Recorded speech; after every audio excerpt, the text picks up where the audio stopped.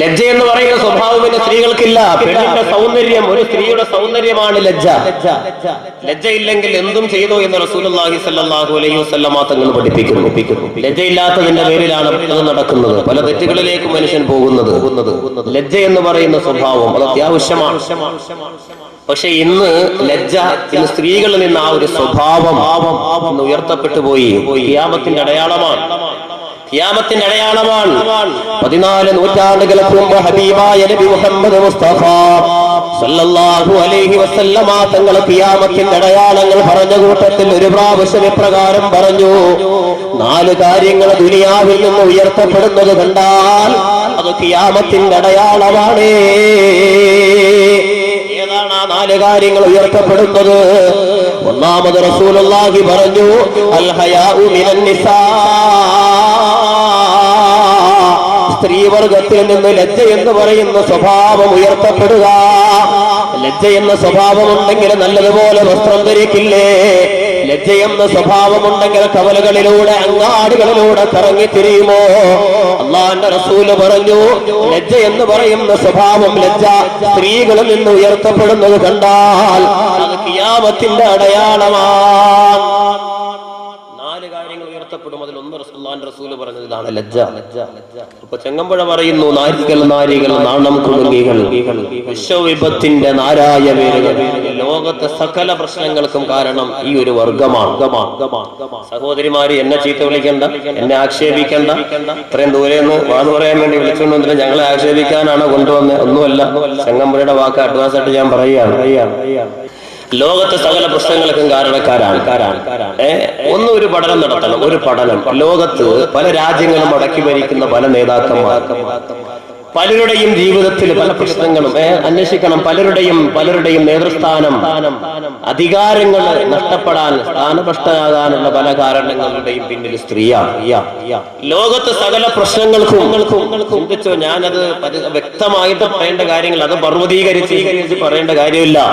നമ്മൾ കണ്ടുകൊണ്ടിരിക്കുന്നു പലയിടത്തും പ്രശ്നങ്ങളും പേപ്പറുകളിലൂടെ, ദൃശ്യശ്രാവ്യ മാധ്യമങ്ങളിലൂടെ കണ്ടുകൊണ്ടിരിക്കുന്നു, വായിക്കുന്നു, കേൾക്കുന്നു. ലോകത്ത് നടക്കുന്ന ഒട്ടുമിക്ക പ്രശ്നങ്ങൾക്കും കാരണക്കാർ, അതിന്റെ പിന്നിൽ അത് പെണ്ണാണ്, സ്ത്രീയാണ്. എവിടെ കൊലപാതകങ്ങൾ നടന്നാലും, എവിടെ അന്വേഷിച്ചോ, അതിന്റെ പിന്നിൽ സ്ത്രീയാണ്. മാത്രമല്ല, ചെങ്ങമ്പുഴ പറയുന്നു, നാരകീയാഗ്നികൾ നരകത്തിൽ വെന്തുരിയേണ്ടവരാണ്. അല്ലാഹുവിന്റെ റസൂല് പറയുന്നുണ്ട്, നരകത്തിൽ അധികമായി ഞാൻ കണ്ടത് സ്ത്രീകളെയാണ്. ഇൻഷാ അല്ലാഹ് നമ്മുടെ വിഷയത്തിൽ ബാക്കി ഭാഗത്ത് വരുന്നുണ്ട്. ആ സമയത്ത് ആ ഹദീസ് നമുക്ക് ചർച്ച ചെയ്യാം. നാരകീയാഗ്നികൾ വിശ്വസിച്ചിടാം മൃഗത്തിനെ, പാടില്ല വിഭ്രമമേകുമീ സ്ത്രീയാം മൃഗത്തിനെ. വേണമെങ്കിൽ നാൽക്കാലികളെ വിശ്വസിച്ചിടാം. ഞാനും നിങ്ങളും നമ്മുടെയൊക്കെ വീടിന്റെ തൊഴുത്തിൽ വളർത്തുന്ന ആടുമാടുകളെ വേണമെങ്കിൽ നമുക്ക് വിശ്വസിക്കാം, നമ്പാം. പാടില്ല വിഭ്രമമേകുമീ സ്ത്രീയാം മൃഗത്തിനെ. ഒരു കാലിൽ എഴുന്നേറ്റ് നടക്കുന്ന സ്ത്രീ എന്ന് പറയുന്ന വർഗത്തെ, ആ മൃഗത്തെ ഒരു കാലത്തും നമ്പാൻ പാടില്ല, വിശ്വസിക്കാൻ പാടില്ല എന്ന് ചെങ്ങമ്പുഴയുടെ കാഴ്ചപ്പാടിതാണ്. മനുസ്മൃതി അതുപോലെയുള്ള മറ്റ് ഗ്രന്ഥങ്ങൾ, മറ്റു പുരാണങ്ങളൊക്കെ വായിക്കണം. അവിടെയും സ്ത്രീകളെ കുറിച്ച് സജീവമായി ചർച്ച ചെയ്യുന്നുണ്ട്. ബാല്യകാലത്ത് പെണ്ണിന് അവകാശം പിതാവിന്റെ കരങ്ങളിലാണ്. സ്വച്ഛന്തമായി ഇറങ്ങി നടക്കാൻ സ്വാതന്ത്ര്യമില്ലാത്തവളാണ് പെണ്ണ്. പിതാവിന്റെ ചൊൽപ്പടിക്കീഴിൽ നിൽക്കേണ്ടവളാണ്.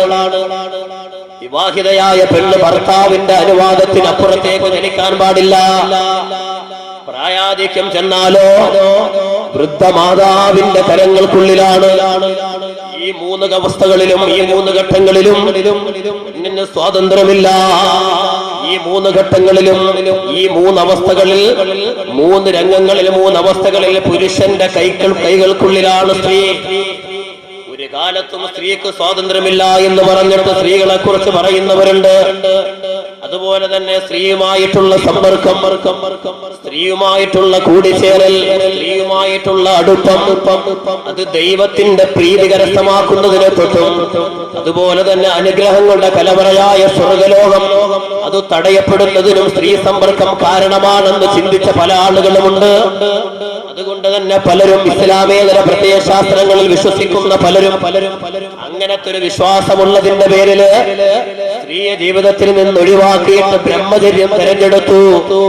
ഏകനായി ഒറ്റയ്ക്ക് ജീവിക്കുന്ന ആ ഒരു സ്വഭാവം, അങ്ങനെ തിരഞ്ഞെടുത്ത ബ്രഹ്മചര്യം തിരഞ്ഞെടുത്ത ആളുകളെ നമുക്ക് കാണാം. പ്രിയമുള്ളവരെ, പ്രവാചകൻ സല്ലല്ലാഹു അലൈഹി വസല്ലമ തങ്ങളുടെ മുന്നിൽ സഹാബത്ത് വന്ന് ഇത്യാദി വിഷയങ്ങൾ ചർച്ച ചെയ്യുമ്പോ അല്ലാഹുവിന്റെ റസൂല് പറഞ്ഞത്, ഞാൻ വിവാഹം കഴിച്ച ആളാണ്, ഞാൻ നോമ്പ് പിടിക്കുന്നു, അതുപോലെ തന്നെ സൽക്രമങ്ങൾ ചെയ്യുന്നു, നോമ്പ് മുറിക്കുന്നു, ഒരു കാരണവശാലും സ്ത്രീയുമായിട്ടുള്ള ബന്ധത്തിന്റെ പേരിൽ അല്ലാഹുവിന്റെ പൊരുത്തം കിട്ടുന്നതിന് തടസ്സമല്ല എന്ന് 4 നൂറ്റാണ്ടുകൾക്ക് മുമ്പ് പ്രവാചകൻ സഹാബത്തിന് പഠിപ്പിച്ച ഹദീസുകൾ കാണാൻ കഴിയും. പ്രിയമുള്ളവർ, ഇതൊക്കെ മറ്റ് സ്ത്രീകളെ കുറിച്ചുള്ള വർത്തമാനങ്ങളും ചർച്ചകളുമാണ്. ഇസ്ലാമിന്റെ കാഴ്ചപ്പാട് എന്താ? പരിശുദ്ധമായ ഇസ്ലാമിന്റെ കാഴ്ചപ്പാട് പരിശുദ്ധ ഖുർആനിൽ ഒരൊറ്റ ആയത്ത് മതി. പരിശുദ്ധ ഖുർആനിലെ ഒരു ആയത്ത് മതി അതിന് തെളിവായിട്ട്. അതിനപ്പുറത്തേക്ക് നൂറുകണക്കിന് ആയത്തുകൾ വേണ്ട, നൂറുകണക്കിന് ഹദീസുകൾ വരുന്നുണ്ട. സൂറത്ത് തഹ്രീം അല്ലാഹു സുബ്ഹാനഹു വ തആല പറയുന്ന ഒരു ആയത്തുണ്ട് സ്ത്രീയെക്കുറിച്ച്. എന്താ അല്ലാഹുവിന്റെ ഖുർആൻ പറയുന്നു? വളറബല്ലാഹു മസലൻ ലില്ലദീന ആമനു ഇംറഅത ഫിർഔൻ ഇദ് ഖാലത് റബ്ബി ബിനി ലീ ഇൻദക ബൈതൻ ഫിൽ ജന്ന വനജ്ജിനി മിൻ ഫിർഔന വഅമലിഹി വനജ്ജിനി മിനൽ ഖൗമിൽ ളാലിമീൻ. ലോകത്ത് ഞാനാണടാ ദൈവമെന്ന് പറഞ്ഞ് ലോകത്ത് സ്വർഗം പണി കഴിപ്പിച്ച ഫറോവയുണ്ടല്ലോ, ഏകചക്രാധിപതിയായി ലോകത്ത് വാണിരുന്ന ഫറോവ മഹാനായ മൂസാ നബി അലൈഹി സ്വലാത്തു വസ്സലാമയെ കൊണ്ട് വിശ്വസിക്കാതെ സ്വന്തം ദൈവമാണെന്ന് വാദിച്ചു നടക്കുമ്പോ പത്നിയായ ആയിഷ റളിയല്ലാഹു തആല അൻഹ മഹാനായ മൂസാ നബി അലൈഹി സ്വലാത്തു വസ്സലാമയെ കൊണ്ട് വിശ്വസിച്ചു പോയെങ്കിൽ അതിന്റെ പേരിൽ ഫിറൗനിന്റെ പട്ടാളങ്ങളും ശക്തമായ പീഡനമുറകൾ ആസിയ ബീവി റളിയല്ലാഹു തആല അൻഹയുടെ മേൽ അഴിച്ചു വിടുമ്പോ ആ സമയത്ത് മഹാനായ മൂസാ നബിയെ കൊണ്ടുള്ള വിശ്വാസം പ്രവാചകനായി അംഗീകരിച്ച് ഏകരായ അല്ലാഹുവിൽ അടിയുറച്ചു നിൽക്കുകയാണ്. അവസാനം മണലാരണ്യത്തിലേക്ക് വലിച്ചു കൊണ്ടുപോയി ആസിയ ബീവി റളിയല്ലാഹു തആല അൻഹയെ വളർത്തിക്കിടത്തി ശരീരത്തെ കൈകാലുകൾ ബന്ധിച്ച് ആ ശരീരത്തിലേക്ക് ശക്തമായ പാറക്കല്ലുകൾ എടുത്ത് വലിച്ചെറിയാൻ പോകുന്ന സമയമതാ ആസിയ ബീവി അല്ലാഹുവിനോട് ദുആ ചെയ്തു, അല്ലാഹ് നിന്നെ കൊണ്ട് വിശ്വസിച്ചതിന്റെ പേരില് മഹാനായ മൂസാ നബിയെ പ്രവാചകനായി അംഗീകരിച്ചതിന്റെ പേരില് ഇതാ ലോകത്ത് ദൈവമായി വാദിക്കുന്ന ഫറോവയുടെ പട്ടാളം എന്നെ വല്ലാതെ വർദ്ധിക്കുന്നു തമ്പുരാനേ,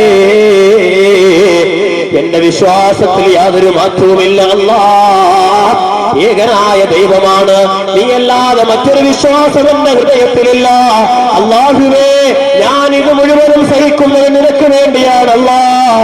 അല്ലാഹുവിനോട് അവസാന സമയത്ത് ആസിയ ബീവി ദുആ ചെയ്യുകയാണ്, റബ്ബി ബിനി ലീ ഇൻദക ബൈതൻ ഫിൽ ജന്ന, ഞാൻ അനുഭവിക്കുന്ന ഈ പീഡനങ്ങൾക്ക് പകരമായി, ഞാൻ അനുഭവിക്കുന്ന ഈ ദുരിതങ്ങൾക്കും പ്രയാസങ്ങൾക്കും പകരം അല്ലാഹുവേ നിന്റെ സ്വർഗത്തിന്റെ സുഖലോലുപതയിൽ എനിക്കൊരു കൊട്ടാരം നീ പണിയണേ അല്ലാഹ്. ആസിയ ബീവി റളിയല്ലാഹു തആല അല്ലാഹുവിനോട് ദുആ ചെയ്ത് ലോകത്ത് ഷഹീദാകുന്നെങ്കിൽ എന്റെ പ്രിയമുള്ളവരെ, അല്ലാഹുവിന്റെ ഖുർആൻ പറയുന്നു, വളറബല്ലാഹു മസലൻ ലില്ലദീന ആമനു ഇംറഅത ഫിർഔൻ. ലോകത്തെ സകല വിശ്വാസികൾക്കും സർവവിശ്വാസികൾക്കും ആണിനും പെണ്ണിനും മസലൻ ലില്ലദീന ആമനു, ഏകനായ ദൈവത്തെ കൊണ്ട് വിശ്വസിച്ച ആണിനും പെണ്ണിനും അല്ലാഹു പറയുന്നു മാതൃകയായിട്ട് നിങ്ങൾ കാണേണ്ടത് ആസിയ ബീവിയാണ്. ആസിയ എന്ന് പറയുന്ന പെണ്ണിനെ അല്ലാഹു സുബ്ഹാനഹു വ തആല മാതൃകാ വനിതയായി ഉപമിക്കുകയാണ്, ചൂണ്ടിക്കാണിക്കുകയാ. നിങ്ങൾ ആസിയാനെ കണ്ടുപഠിക്കണേ, നിങ്ങൾ ആസിയാനെ അനുധാവനം ചെയ്യണേ, ആസിയായെ നിങ്ങൾ മാതൃകയാക്കണേ. പരിശുദ്ധമായ ഖുർആൻ. അപ്പോ ആണിനോടും പെണ്ണിനോടും അല്ലാഹുവിന്റെ ഖുർആൻ പറയുന്നു, ആസിയ ബീവി റളിയല്ലാഹു തആല എന്ന സ്ത്രീയെ നിങ്ങൾ മാതൃകയാക്കണം. അല്ലാഹു തആല ഉപമിച്ചത് ആസിയ ബീവിയാണ്. അപ്പൊ പെണ്ണിനെ കണ്ടുപടി, സ്ത്രീയെ കണ്ടുപടി, പരിശുദ്ധമായ ഖുർആൻ. പ്രിയമുള്ളവരെ, ഹബീബായ നബി മുഹമ്മദ് മുസ്തഫ സല്ലല്ലാഹു അലൈഹി വസല്ലമ തങ്ങളുടെ ചില ഹദീസുകൾ, 1-2 ഹദീസുകൾ ഞാൻ പറയാം. സ്ത്രീകളുടെ മഹത്വം, സ്ത്രീയുടെ മഹത്വം. അള്ളാന്റെ റസൂൽ ഒരിക്കൽ പറഞ്ഞു, നിക്കാഹിന്റെ ഒക്കെ സദസ്സിൽ നമ്മൾ ധാരാളം കേട്ട് തഴമ്പിച്ച ഹദീസാ, അദ്ദുനിയാ കുല്ലുഹാ മതാഅ വഖൈറു മതാഇഹൽ മർഅത്തു സാലിഹ. ദുനിയാവ് മുഴുവനും മനുഷ്യന് ഉപയോഗിക്കാനുള്ള വസ്തുക്കളാണ്, വിഭവങ്ങളാണ്. റസൂലുള്ളാഹി പറഞ്ഞു, വഖൈറു മതാഇഹൽ മർഅത്തു സാലിഹ. ആ വസ്തുക്കളിൽ വെച്ച് ഏറ്റവും നല്ലത്, ഖൈർ എന്ന് പറഞ്ഞാൽ അഫ്ദലു തഫ്ലീലിന്റെ അർത്ഥത്തിലാണ്. ഖൈർ എന്ന് പറഞ്ഞാൽ ഏറ്റവും നല്ലത് എന്നാണ് അർത്ഥം. വഖൈറു മതാഇഹ, ദുനിയാവിലെ വിഭവങ്ങളിൽ വെച്ച് ഏറ്റവും മെച്ചമായത്, ഏറ്റവും നല്ലത് അൽ മർഅത്തു സാലിഹത്തു, സാലിഹത്തായ പെണ്ണ്. അൽ മർഅത്തു സാലിഹ, സാലിഹത്തായ പെണ്ണ് എന്ന് റസൂലുള്ളാഹി സ്വല്ലല്ലാഹു അലൈഹി വസല്ലം. കുറെ ഹദീസുകളിൽ അല്ലാഹുവിന്റെ റസൂൽ മർഅത്തെ സ്വാലിഹ, സാലിഹത്തായ പെണ്ണ്, സ്വാലിഹത്തായ സ്ത്രീ എന്ന് പറയുന്നുണ്ട്. എന്താ സാലിഹത്തായ പെണ്ണ്? സാലിഹത്തായ അൽ മർഅത്തു സാലിഹ എന്ന പ്രയോഗത്തിൽ വരുന്ന ഹദീസുകൾ ധാരാളമുണ്ട്. മറ്റൊരു പ്രാവശ്യം റസൂലുള്ളാഹി പറഞ്ഞു സഹാബത്തിനോട്, അലാ ഉഖ്ബിറുക ബിഖൈരി മാ യക്നിസുൽ മർഉ. ദുനിയാവിൽ ഒരു പുരുഷന് സമ്പാദിക്കുന്ന വസ്തുക്കളിൽ വെച്ച് ഏറ്റവും വിലപിടിപ്പുള്ളതേതാ? എന്റെ പ്രിയമുള്ള സഹോദരങ്ങളെ, നിങ്ങളോട് ചോദിച്ചാൽ നമ്മുടെ മറുപടി എന്തായിരിക്കും? പ്രിയമുള്ളവരെ, ഞാൻ നിങ്ങളും ആഗ്രഹിച്ചതുപോലെ, നമ്മുടെ മനസ്സിൽ കൊണ്ട് നടന്നതുപോലെ, മനസ്സിൽ താലോലിച്ചു കൊണ്ട് നടന്നതുപോലെ സുന്ദരമായൊരു കൊട്ടാരം പണിതു കഴിഞ്ഞാൽ, ഇതാണ് ദുനിയാവിലെ ഏറ്റവും എനിക്ക് വിലപിടിപ്പുള്ളതെന്നൊരു ചിന്താഗതി നമ്മുടെ മനസ്സിലുണ്ടാകുമെങ്കിൽ, അധ്വാനിച്ച് നമ്മൾ ഏക്കർ കണക്കിന് തോട്ടങ്ങൾ വാങ്ങിയാൽ അതാണ് ഏറ്റവും വിലപിടിപ്പുള്ളതൊരു ചിന്താഗതി നമ്മുടെ മനസ്സിലുണ്ടെങ്കിൽ, ഏറ്റവും വിലപിടിപ്പുള്ളൊരു വാഹനം അതാണ് ഏറ്റവും വിലപിടിപ്പുള്ളത് എന്നൊരു ചിന്താഗതി നമ്മുടെ മനസ്സിലുണ്ടാകുമെങ്കിൽ, അല്ലാഹുവിന്റെ റസൂൽ പറയുന്നു, ഈ ദുനിയാവിൽ പുരുഷനായി പിറന്നവനാണായിട്ട് പിറന്നവനുണ്ടല്ലോ, ഇവൻ സമ്പാദിക്കുന്ന സകലതിനേക്കാളും ഇവൻ എന്തൊക്കെ ദുനിയാവിൽ വെട്ടിപ്പിടിച്ചാലും, ദുനിയാവിൽ ഇവൻ എത്ര കൊട്ടാരങ്ങളെ പണികഴിപ്പിച്ചാലും, ഏക്കർ കണക്കിന് തോട്ടങ്ങൾ അവൻ സമ്പാദിച്ചാലും, അല്ലാഹുവിന്റെ റസൂൽ പറയുന്നു, അലാ ഉഖ്ബിറുക ബിഖൈരി മാ യക്നിസുൽ മർഉ. എടാ ആണായി പിറന്നവനേ, നീ ദുനിയാവിന്റെ പുറന്തോടിൽ നീ സമ്പാദിക്കുന്നതിൽ വെച്ച് ഏറ്റവും വിലപിടിപ്പുള്ള വസ്തുവൽ മർഅത്തു സാലിഹ, സാലിഹത്തായ പെണ്ണാണ്. ഒരു പുരുഷന് സമ്പാദിക്കുന്ന നിധികളിൽ ഏറ്റവും വിലപിടിപ്പുള്ളത് സാലിഹത്തായ പെണ്ണാണ്. മറ്റൊരു പ്രാവശ്യം അല്ലാഹുവിന്റെ റസൂൽ പറയുന്നു, മിൻ സആദത്തി ബിനി ആദമ സലാസ.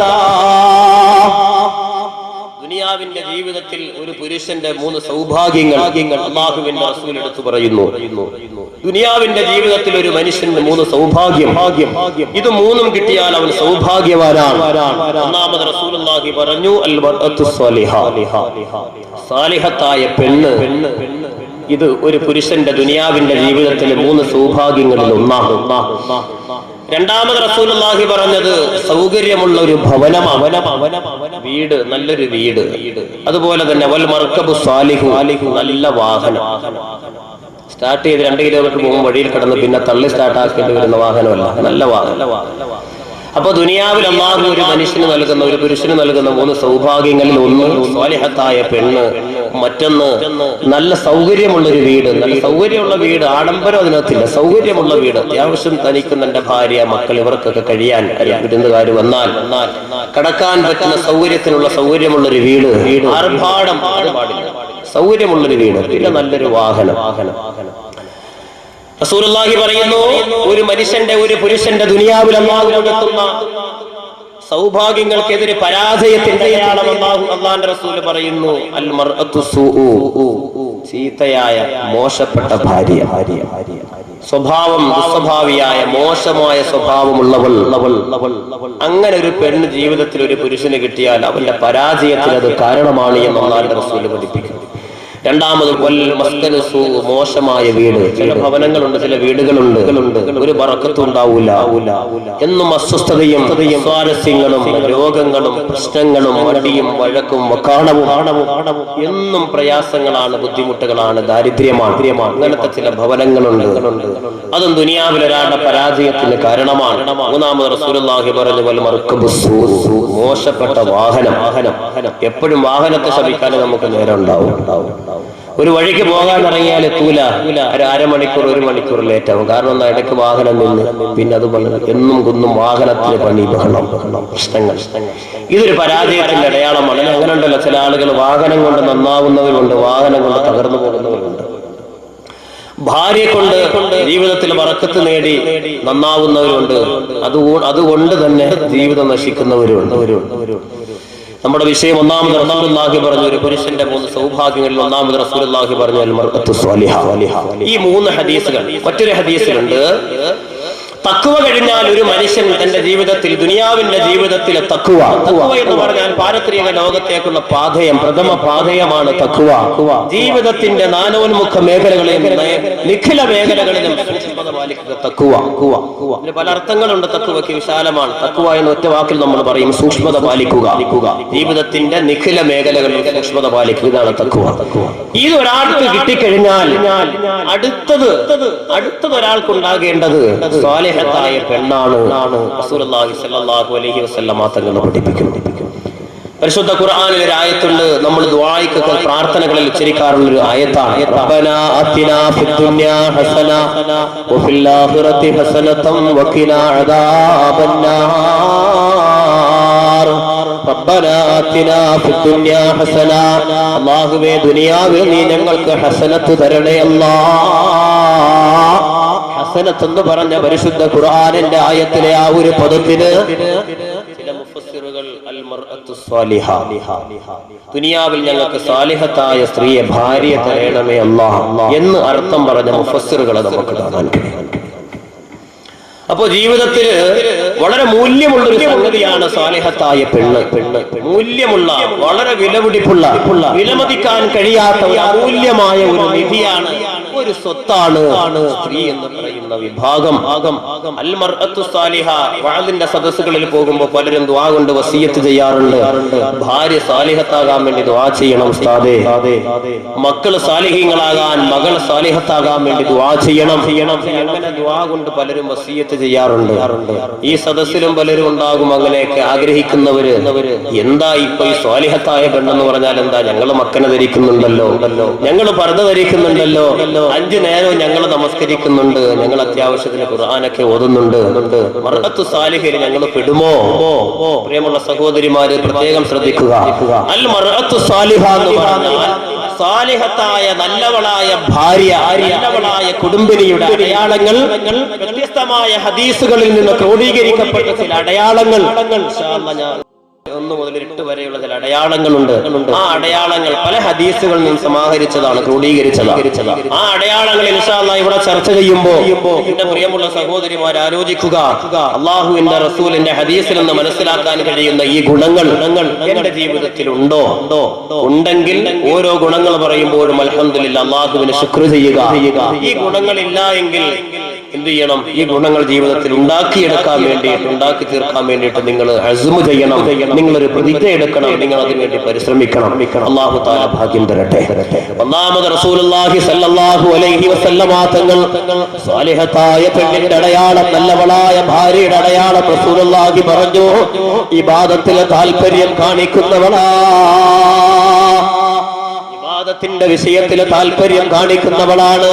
അടുക്കളയിൽ എത്ര ജോലി തിരക്കാണെങ്കിലും, അടുക്കളയിൽ എത്ര വലിയ ജോലി തിരക്കാണെങ്കിലും, നമസ്കാരത്തിന്റെ സമയമാകുമ്പോ ആ നമസ്കാരത്തിന് വേണ്ടി ധൃതി കാണിക്കുന്നവള്, വിവാദത്തിന് വേണ്ടി പ്രത്യേകം ഔത്സുക്യം കാണിക്കുന്നവൾ, താല്പര്യം കാണിക്കുന്നവൾ, മഗ്രിബിന്റെ സമയത്ത് ജോലികളൊക്കെ തീർത്തിട്ട് സീരിയലിന്റെ മുന്നിലേക്ക് പോകാതെ ചെന്ന് തടഞ്ഞിരിക്കാതെ മഗ്രിബിന്റെ പള്ളിയിൽ നിന്ന് ബാങ്ക് വിളി കേൾക്കുമ്പോ പൊതുവിടത്ത് വീട്ടിൽ മുസല്ലയിലിരുന്ന് മഗ്രിബ് നമസ്കരിച്ച് ആ മഗ്രിബ് നമസ്കാരാനന്തരം വിശുദ്ധമായ ഖുർആൻ എടുത്ത് കയ്യിൽ പിടിച്ച് മൊത്തം ഓതാൻ കഴിഞ്ഞില്ലെങ്കിലും അത്യാവശ്യം അല്ലാഹുവിന്റെ റസൂൽ പഠിപ്പിച്ച ചില സൂറത്തുകളുണ്ടല്ലോ, ദാരിദ്ര്യ നിർമ്മാർജ്ജനത്തിന് ഉപകരിക്കുന്ന ചില സൂറത്തുകളുണ്ട്, മരണപ്പെട്ടു പോയവർക്ക് വേണ്ടി പ്രത്യേകം ഓതിയാൽ കൂലി കിട്ടുമെന്ന് അല്ലാഹുവിന്റെ റസൂൽ പറഞ്ഞ സൂറത്തുകളുണ്ട്. അതുപോലെ തന്നെ ദജ്ജാലിന്റെ ഉപദ്രവങ്ങൾ എന്നൊരു രക്ഷപ്പെടാൻ ഉപകരിക്കുന്ന പരിശുദ്ധ ഖുർആനിലെ സൂറത്തുകളുണ്ട്, ആയത്തുകളുണ്ട്. ആപത്ത് അപകടങ്ങളിൽ നിന്ന് രക്ഷപ്പെടാൻ, മുസീബത്തുകളിൽ നിന്ന് രക്ഷപ്പെടാൻ ഉപകരിക്കുന്ന സൂക്തങ്ങളുണ്ടല്ലോ. അതെടുത്ത് പരിശുദ്ധമായ ഖുർആനിന്റെ പ്രത്യേകമായ സൂറത്തുകളും ആയത്തുകളും ഓതിയിട്ട് നിറകണ്ണുകളോടെ അല്ലാഹുവിനോട് ദുആ ചെയ്യാറുള്ള മനസ്സുള്ള പെണ്ണുണ്ടോ? അതുപോലെ തന്നെ മക്കളെ നമസ്കരിക്കാൻ വേണ്ടി മക്കൾക്ക് പ്രേരണ കൊടുത്ത് കുഞ്ഞുമക്കളെ പിടിച്ചെടുത്തിരുത്തിയിട്ട് സലാത്ത് പറഞ്ഞു കൊടുത്ത് ഖുർആൻ ഓതി കൊടുത്ത് മുൻകഴിഞ്ഞു പോയ പ്രവാചകന്മാരുടെ ചരിത്രങ്ങൾ പറഞ്ഞു കൊടുത്ത് സാലിഹീങ്ങളുടെ ജീവിതത്തിന്റെ യാത്രയിൽ അനുഭവിച്ച യാതനകളും പ്രയാസങ്ങളും അവരുടെ വിജയത്തിന് നിദാനമായ ചരിത്രങ്ങളൊക്കെ പറഞ്ഞു കൊടുത്ത് ആ മക്കളെ തീരുള്ള മക്കളാക്കാൻ വേണ്ടി പരിശ്രമിക്കുന്ന ഉമ്മമാരുണ്ടോ?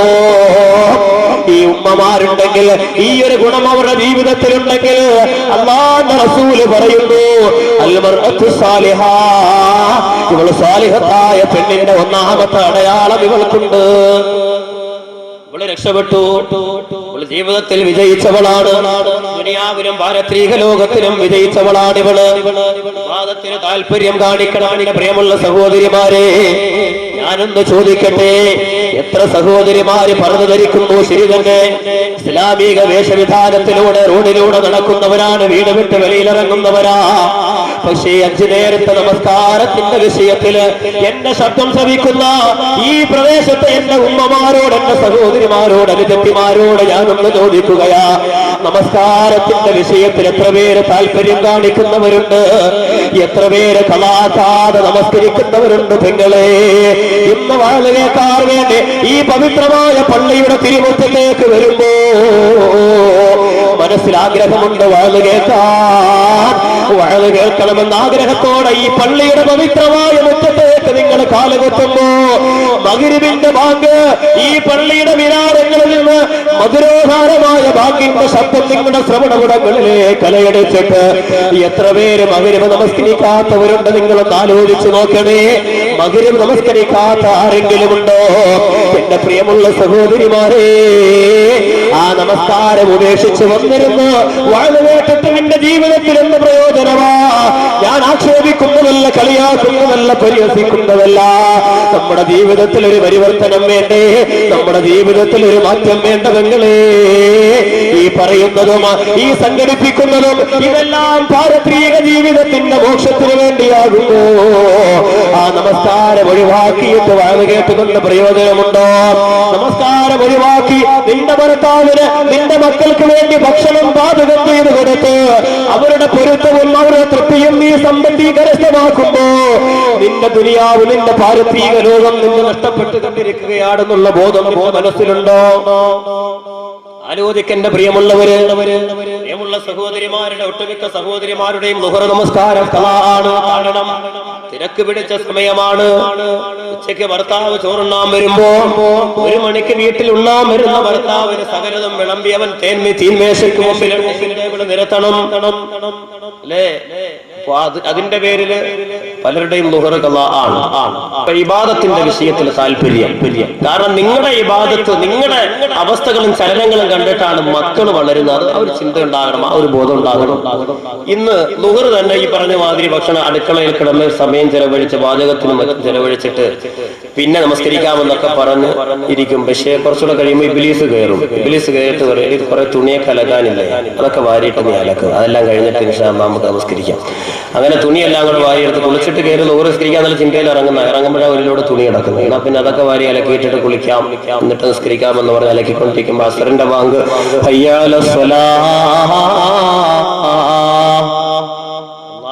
അസറിന്റെ ബാങ്ക് കേട്ട പടച്ചോനെ ളുഹറും പോയോ? എന്നാ പിന്നെ അസറിന്റെ ബാങ്ക് വിളിച്ചില്ല, എന്നാ ബാക്കി കിടക്കുന്ന നിങ്ങളുടെ വാരിയിട്ടോ എന്തായാലും ഇത്രയായി, ബാക്കിയും കൂടെ അലക്കാന്നും പറഞ്ഞ് ബാക്കിയും കൂടെ എടുത്തുള്ളൂ എന്ന് അലക്കി കുളിച്ച് കയറുമ്പോഴത്തേക്കിന് മഗ്‌രിബിന്റെ ബാങ്കായി. മഗ്‌രിബിന്റെ ബാങ്കല്ലേ, മഗ്‌രിബിന്റെ ബാങ്ക് കേട്ടോണ്ട് അടുക്കള വീട്ടിലോട്ട് കയറി വരുമ്പോഴത്തേക്കിനാണ് സംഭവം. പിന്നെ നമ്മുടെ ബാക്കി സാധാരണ ഇരിക്കുന്ന ഒരു പരിപാടി ഉണ്ടല്ലോ, സീരിയൽ എന്ന് പറയുന്ന സമ്പ്രദായം.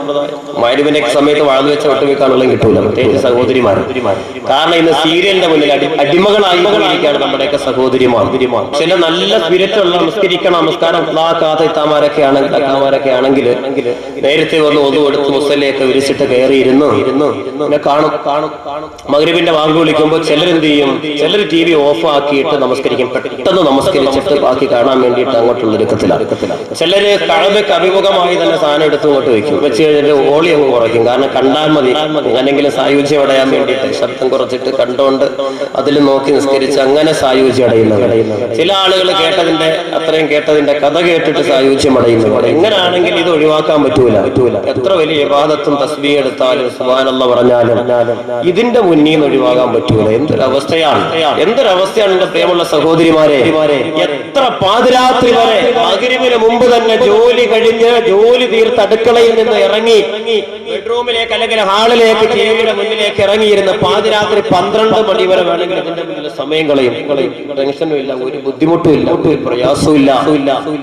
ദീനിന്റെ കാര്യങ്ങൾക്ക് നമസ്കരിക്കാൻ വേണ്ടി കൈകെട്ടി നിന്നിട്ട് ഒരു സൂറത്ത്, വലിയൊരു സൂറത്ത് ബുദ്ധിമുട്ടാണ് അല്ലേ? പുരുഷന്മാരുടെ അവസ്ഥകൾ അല്പം നമസ്കാരം, ഇശാ നമസ്കാരം നീണ്ടുപോയാലും പരാതിയാണ്. തറാവീഹ് നമസ്കാരത്തിന് അതുകൊണ്ട് ഒട്ടുമിക്ക പള്ളികളിലും ഹാഫിളെ വിളിക്കുമ്പോൾ കുറെ ആളുകളുണ്ടാകും. കുറെ ഹാഫിളൊന്നും വേണ്ട, ഉള്ള ഹാഫിളൊക്കെ മതി, ഉള്ള ഉസ്താദ് അലന്തറ കെട്ടാൻ അങ്ങോട്ട് ഓതിയാൽ മതി. കാരണം എന്താ, സമയം കൂടുതൽ എടുക്കും തറാവീഹിന് ഹാഫിദിനെ കൊണ്ടുവന്ന് ഓദിക്കുമ്പോ. അപ്പൊ അത്രയും നേരം പള്ളിയിൽ ഇരിക്കാൻ നിസ്കരിക്കാനൊന്നും കഴിയൂല. ഈ വിഡ്ഢിപ്പെട്ടിയുടെ മുന്നിൽ സമയം, മണിക്കൂറുകൾ എത്ര വേണമെങ്കിലും ചെലവഴിക്കാനുള്ള ഒരു മാനസികാവസ്ഥ, ഒരു ഉന്മാദം, ഒരു സന്തോഷം നമുക്കുണ്ട്. മക്കൾ വളർന്നു വരുന്നത് കൊച്ചു കുട്ടികളെ മടിയിൽ വെച്ചിരുത്തി കരയുന്ന മക്കളുടെ കരച്ചിൽ മാറ്റാൻ വേണ്ടിയിട്ട് 2 2.5 വയസ്സുള്ള ബിഞ്ചോമന മക്കള് മടിയിലിരുത്തിയിട്ട് TV ഓൺ ചെയ്ത് വേണ്ടാധീനങ്ങൾ കാണിച്ചു കൊടുക്കുമ്പോ ഒരല്പസമയത്ത് നിങ്ങൾക്ക് സ്വസ്ഥതയുണ്ട്, സമാധാനമുണ്ട്. പക്ഷേ ഇന്ന് ബുദ്ധിരാക്ഷസന്മാര് പറയുന്നു, ഈ പ്രായത്തിലെ കുട്ടികൾക്ക് ഏറ്റവും കൂടുതൽ ബുദ്ധിക്ക് വികാസം പ്രാപിക്കുന്ന ഈ ഒരു ടൈം, ഈ ഒരു അവസ്ഥയിൽ എന്താണോ കുട്ടികൾ കാണുന്നത് അത് കുട്ടികൾ സ്വീകരിക്കും. കുട്ടികൾ ആ രീതിയിൽ വഴിവെടുക്കാൻ സാധ്യതയുണ്ട്. ഈ സമയത്ത് ഈ പ്രായങ്ങൾ 2.5 3 4 വയസ്സൊക്കെയുള്ള സമയം മക്കൾക്ക് കാണിച്ചു കൊടുക്കേണ്ട നല്ലതായിരിക്കും, നല്ല കാഴ്ചകൾ.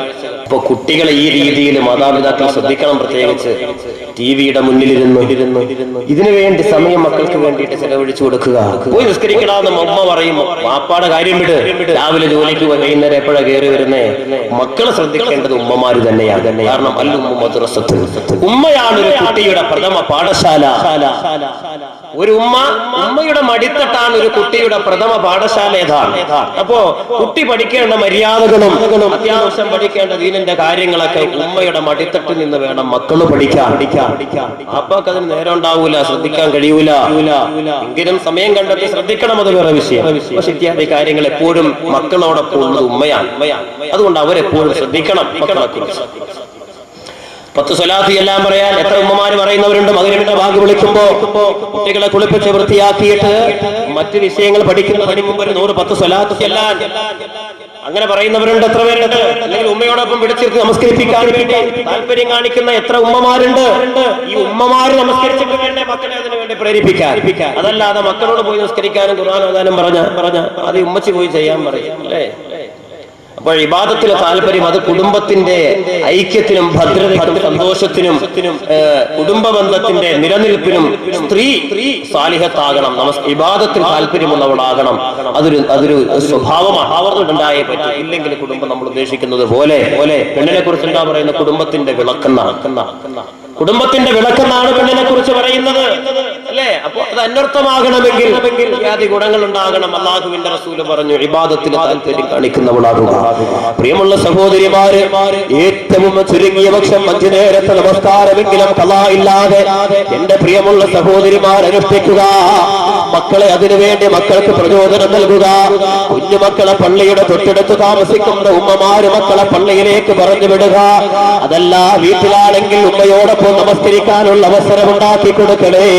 ഇത് കണ്ടുപിടിച്ചിട്ടാണ് മക്കൾ വളർന്നു വരിക. ഈ മക്കള് നമുക്ക് ഉപകരിക്കണ്ടേ? ഈ മക്കളെ കൊണ്ടുള്ള പ്രയോജനം നമുക്ക് വേണ്ടേ?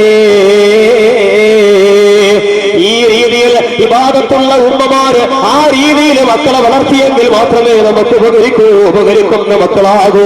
എന്റെ പ്രിയമുള്ള സഹോദരിമാര്, ദുനിയാവിന്റെ നേട്ടങ്ങൾക്ക് വേണ്ടി കളി വിനോദങ്ങളിലായി ഇബാദത്ത് ഒഴിവാക്കുമ്പോ, നമസ്കാരം ഒഴിവാക്കുമ്പോ നിങ്ങൾ മനസ്സിലാക്കുന്നില്ല.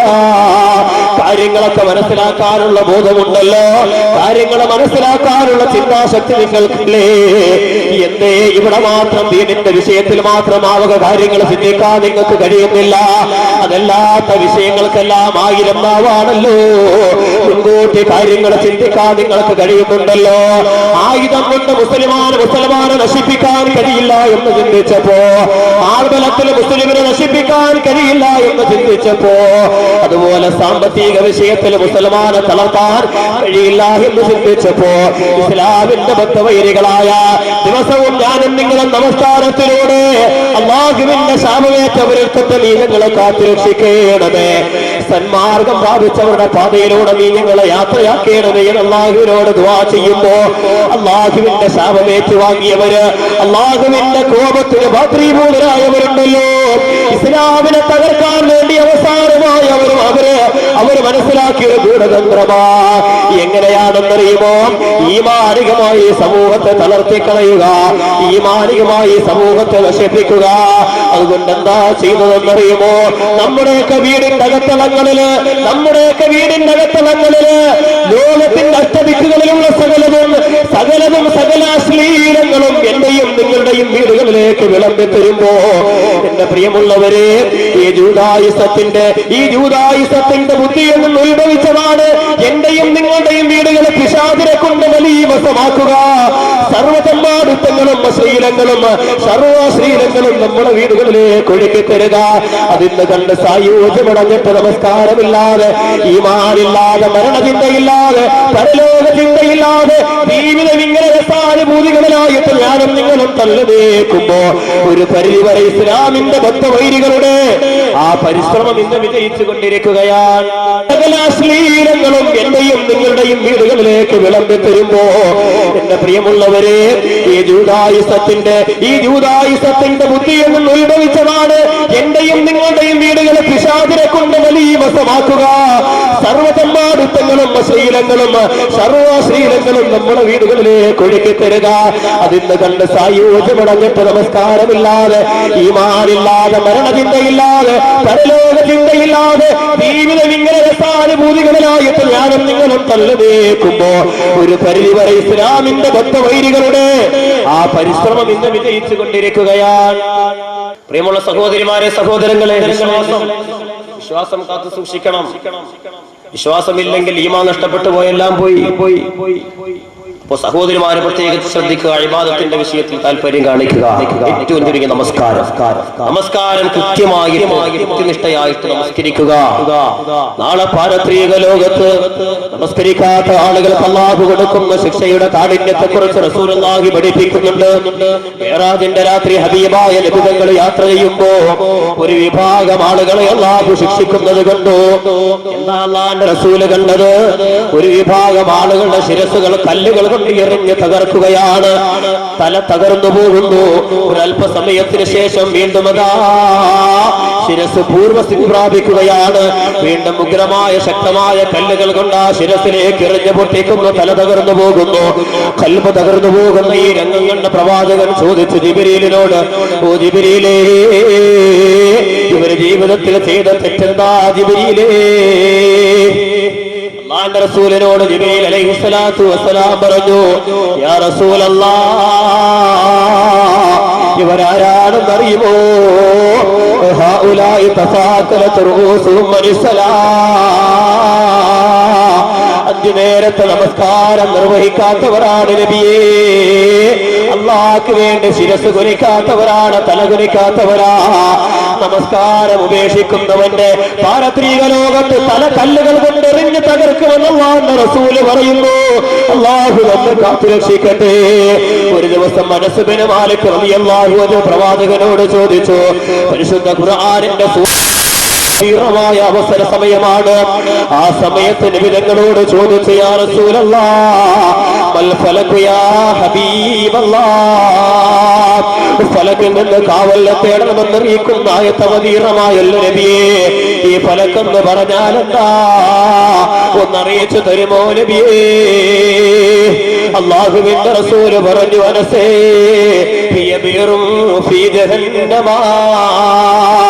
ഇത് ജഹന്നമെന്ന് പറയുന്ന നരകത്തിൽ ഒരു പൊട്ടക്കിണറാണ് അനസേ. എന്താണ് ആ പൊട്ടക്കിണറ്റിന്റെ പ്രത്യേകത എന്നറിയുമോ? ഒരു പക്ഷി 1000 വർഷം ആ പൊട്ടക്കിണറിന്റെ അഗാധങ്ങളിലേക്ക് കടന്നു ചെന്നാൽ 1000 വർഷം പറന്നാലും ആ പൊട്ടക്കിണറിന്റെ താഴ്ചയിലേക്ക് ആഴിയിലേക്ക് എത്താൻ കഴിയില്ല. അത്രത്തോളം അഗാധ ഗർത്തമാണ്, അത്രത്തോളം ആഴമാണെന്ന് അല്ലാഹുവിന്റെ റസൂല് അനസ് ഇബ്നു മാലിക്കിനോട് പറയുമ്പോൾ നബി തങ്ങളോട് ചോദിച്ചു, അനസ് റളിയല്ലാഹു അൻഹു, ലിമൻ ഹിയ യാ റസൂലല്ലാഹ്, ഇതാരെ ശിക്ഷിക്കാനാണ് നബിയേ? ആരെയാണ് ഈ പൊട്ടക്കിണറ്റിൽ കൊണ്ടുപോയി അല്ലാഹു തള്ളുക? അല്ലാഹുവിന്റെ റസൂല് പറഞ്ഞു, അനസേ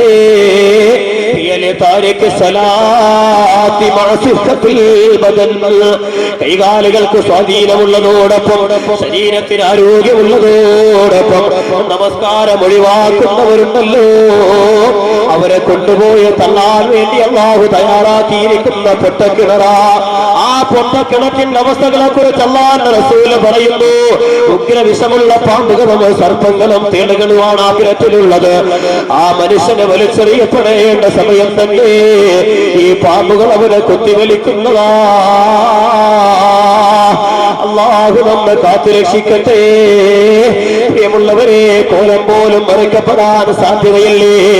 നാളെ ഖിയാമത്തിന്റെ മൈതാനിയില് ഒരു വിഭാഗം ആളുകളതാ പന്നിയുടെ കോലത്തിൽ അല്ലാഹു ഹാജരാക്കുമ്പോ അവിടെ ഒരുമിച്ച് കൂടി നിൽക്കുന്ന ജനങ്ങൾ ആകാംക്ഷയോടെ കാത്തു നിൽക്കുന്ന ഇവരാരാണെന്നറിയാൻ, ഇവരുടെ ജീവിതത്തിൽ ചെയ്ത അപരാധം എന്തെന്നറിയാൻ.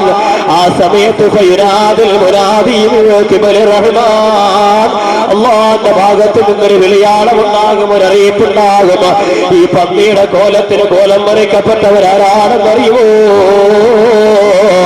അല്ലാഹുവിന്റെ റസൂല് പറയുന്നു,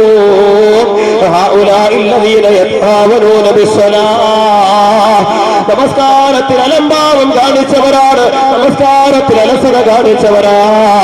എന്റെ ചെറുപ്പക്കാരാ, പള്ളിയുടെ ബാങ്കിന്റെ ശബ്ദം കേൾക്കുമ്പോ ആ സമയത്ത് പള്ളിയുടെ മുറ്റത്തിലൂടെ പള്ളിയുടെ മുന്നിലൂടെ നടന്നു പോയാലും നിനക്കെന്തേ പള്ളിയിലേക്ക് കയറാനുള്ള മനസ്സ് നിനക്ക് വരുന്നില്ല എന്റെ ചെറുപ്പക്കാരാ. ആ പള്ളിയിലേക്ക് ഇബാദത്ത് കൊണ്ടൊന്ന് സജീവമാക്കാൻ, വഖത്തിന് പള്ളിയിൽ ജമാഅത്തിന് വേണ്ടി പള്ളിയിലേക്ക് വരാനുള്ള മനസ്സ് നമുക്ക് നഷ്ടപ്പെട്ടു പോകുമ്പോ കളികളിലേക്കും വിരോധങ്ങളിലേക്കും ഞാനും നിങ്ങളും മാറുമ്പോ നാളെ സൂക്ഷിക്കേണ്ട ഒരു സംഗതിയാണിത്. അല്ലാഹു കാത്തുരക്ഷിക്കട്ടെ. ത്തിന്റെ വിഷയത്തിൽ താല്പര്യം കാണിക്കണം, പ്രത്യേകിച്ച് സഹോദരിമാർ. രണ്ടാമത് സാലിഹത്തായ പെണ്ണിന്റെ അടയാളം, സാലിഹത്തായ പെണ്ണിന്റെ രണ്ടാമത്തെ അടയാളം അല്ലാഹുവിന്റെ റസൂൽ പറയുന്നു, ഇതാഅത്തു സൗജി, ഭർത്താവിനെ അനുസരിക്കുന്നവളാകണം, ഭർത്താവിനെ അനുസരിക്കുന്നവളാകുക. ഇത് സാലിഹത്തായ പെണ്ണിന്റെ രണ്ടാമത്തെ അടയാളം, നല്ലവളായ ഭാര്യയുടെ രണ്ടാമത്തെ അടയാളം.